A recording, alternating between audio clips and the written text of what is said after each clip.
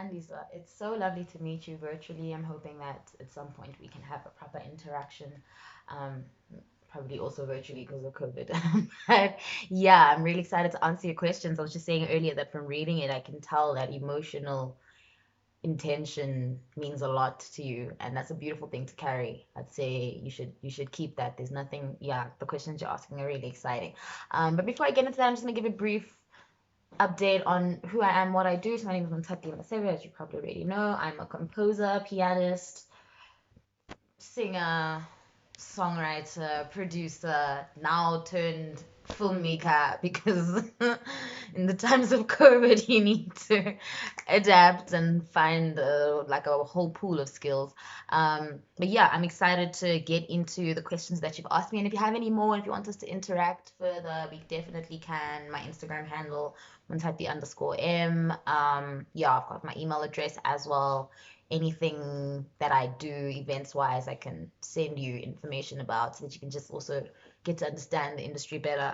I didn't say this to Kanye, but you can tell her that as well. That really it'll be a good idea for you both to start attending online concerts and getting a gauge of what is already out there in the industry, because then maybe it'll boost you with your confidence and you'll see that there's a lot of things that you probably can do better.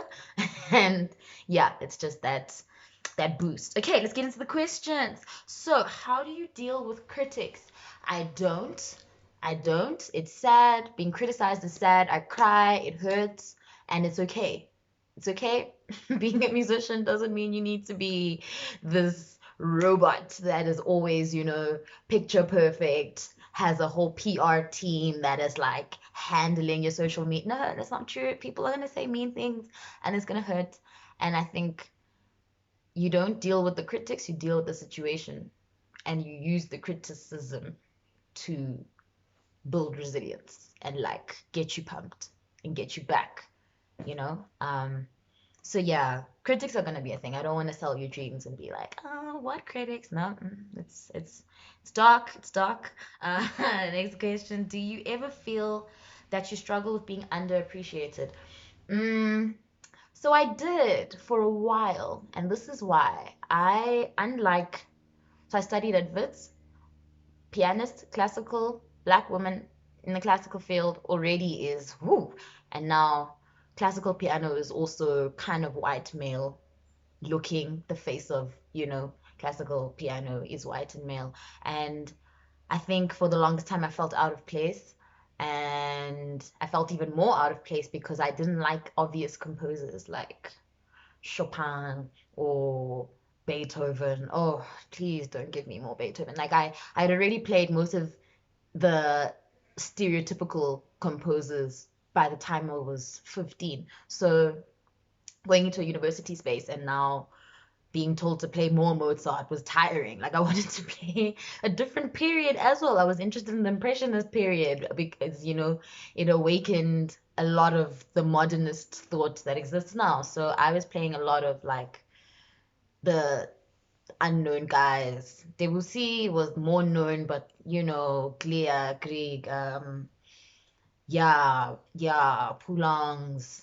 I really like Poulenc's violin works. It just really started delving into the more weird new music as well. John Cage, like the really obscure sides to classical music is what I liked. And so I would get a lot of frack for not playing stereotypical periods or places, and people thought that meant I can't play a Bach suite or that I don't have dexterity. Meanwhile, emotional intention was my that's what I was chasing.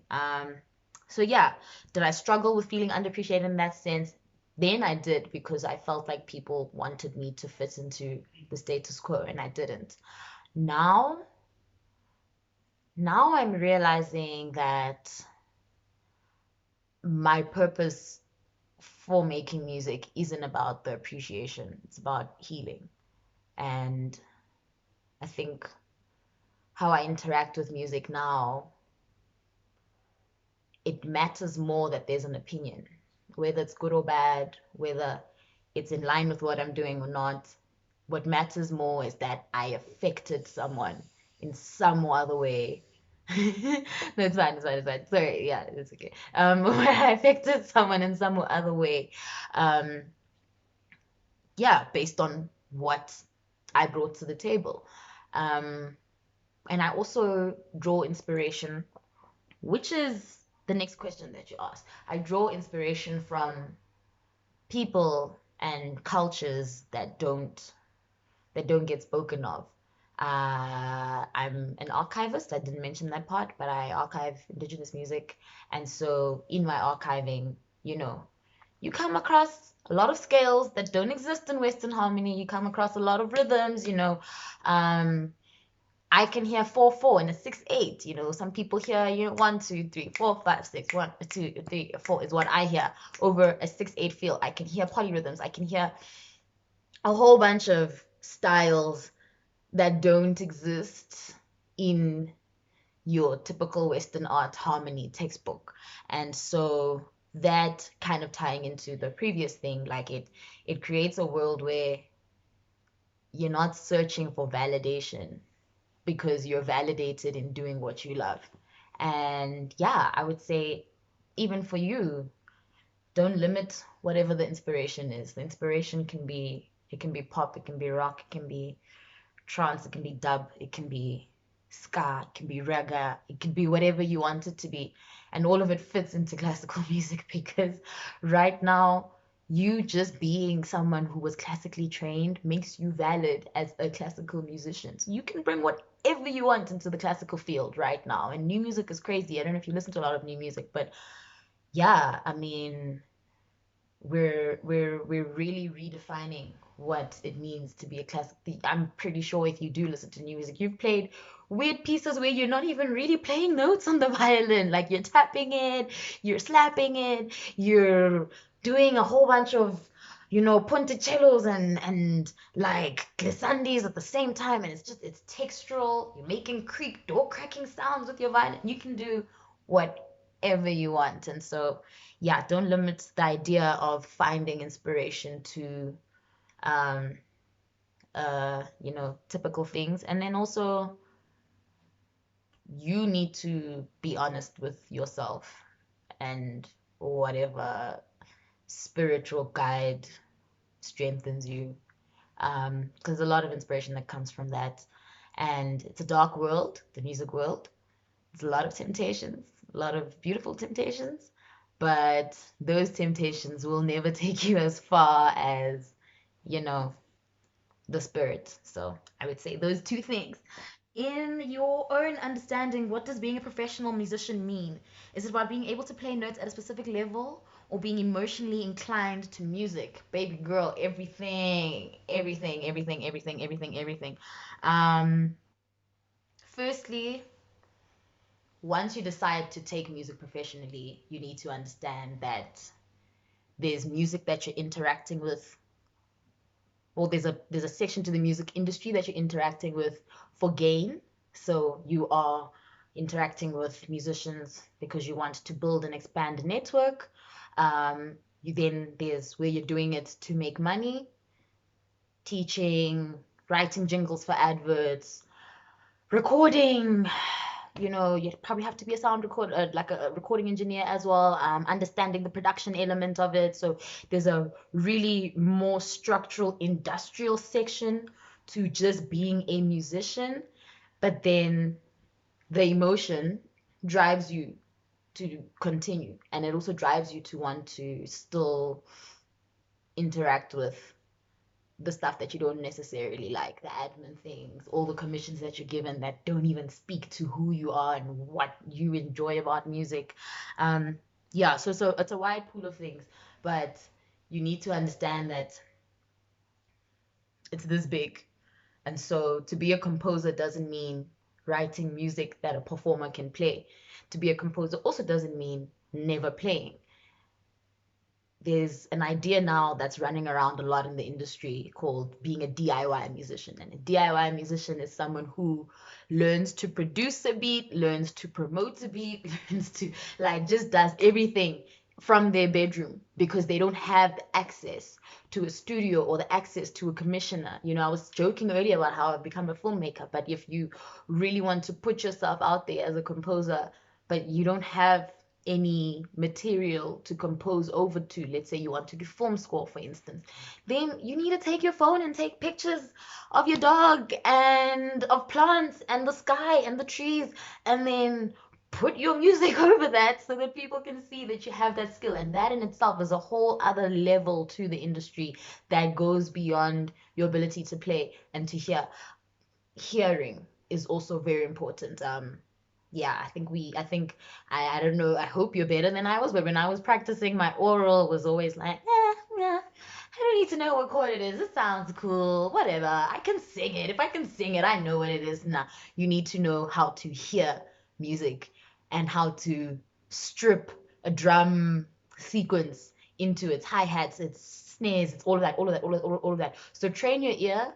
Sometimes interact with music to learn, sometimes interact with music to be inspired, sometimes interact with music, like I said earlier, to network and to grow and all of those things. Yeah, so it's a combination of everything. There's definitely not one answer to being a professional, but you'll manage. I trust you. I trust the questions. How has your background in classical music helped you in your composing? Yo, so much, so much. Um,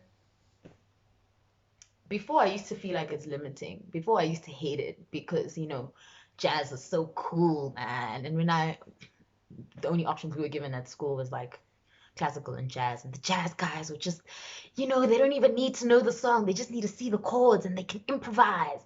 And they're just playing such cool things and they're playing together, and like when it's violin, you're in an orchestra, but the notes are given to you and it's very like structured. So it felt limiting at first, but I can say now that I understand harmony better, the dexterity and the technique and the form that classical music has given me has allowed me to break more rules than what I would have known are possible to break if I didn't have this very strict, rigid, formal foundation. So yeah, it's really, really helpful. Um, I will say though, the idea of classical doesn't necessarily mean Western. And so the one thing I wish I had done when I was your age was listen to a lot more black composers. We have a lot of black composers. Um, listen to, yeah, listen to a lot more traditional music. Listen to a lot of scales, conical scales, Arabic scales.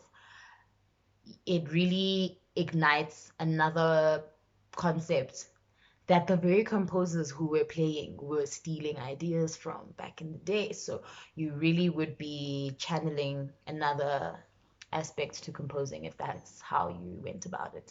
But yeah, I'm gonna stop there because I could go on forever. I hope this has helped you.